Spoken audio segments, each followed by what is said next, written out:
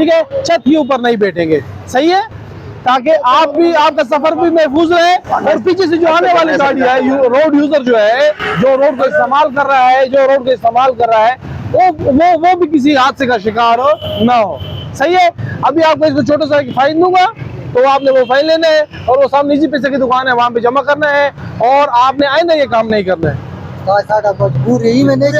देखो मेरी बात सुनो, इंसान मजबूर हो तो इंसान कोई जुर्म नहीं कर सकता, मजबूरी में जुर्म माफ नहीं है। अगर इंसान मजबूर है तो वो कानून को नहीं तोड़ सकता, ठीक है। अगर मैं मजबूर हूँ किसी बात की वजह से तो मैं कानून को नहीं तोड़ सकता, ठीक है ना। एक ज़ाब्ता है, कानून है, उसके मुताबिक आप तमाम लोगों ने, हमने, सब ने मिलके चलना है, ठीक है। अस्सलाम वालेकुम।